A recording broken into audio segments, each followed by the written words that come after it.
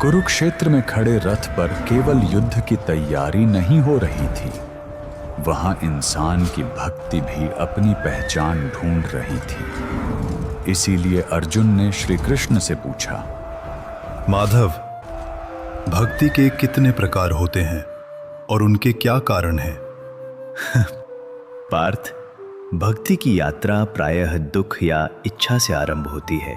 जैसे जैसे मन शुद्ध होता जाता है, वैसे वैसे भक्ति ज्ञान, प्रेम और पूर्ण समर्पण में बदल जाती है। मेरे भक्त 4 प्रकार के होते हैं। पहला होता है आर्त भक्त। जब मनुष्य दुख, रोग, भय, हानि या किसी बड़े संकट से घिर जाता है, तब उसका अहंकार टूटता है और वह किसी आश्रय की खोज करता है। उस विवशता में वह ईश्वर को स्मरण करता है। दूसरा होता है अर्थार्थी भक्त।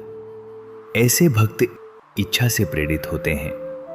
जो लोग धन, सफलता, पद, संतान या सांसारिक सुखों की प्राप्ति के लिए भगवान की उपासना करते हैं, वे इस श्रेणी में आते हैं। यहां कारण इच्छा है, पर दिशा ईश्वर की ओर है। तीसरा होता है जिज्ञासु भक्त। ये भक्त जानने की इच्छा से प्रेरित होता है।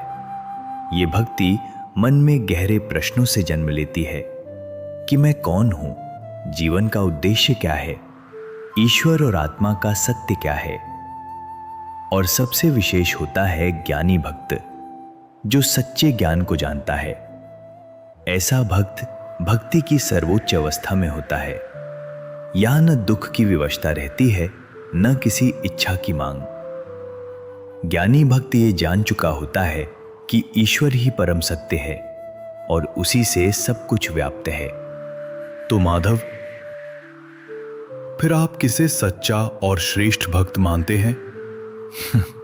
पार्थ, इन चारों प्रकार के भक्त ही पुण्यात्मा हैं, पर ज्ञानी भक्त मुझे विशेष प्रिय होता है, क्योंकि वह ईश्वर को पाने के लिए नहीं, बल्कि जानकर और अनुभव करके प्रेम करता है।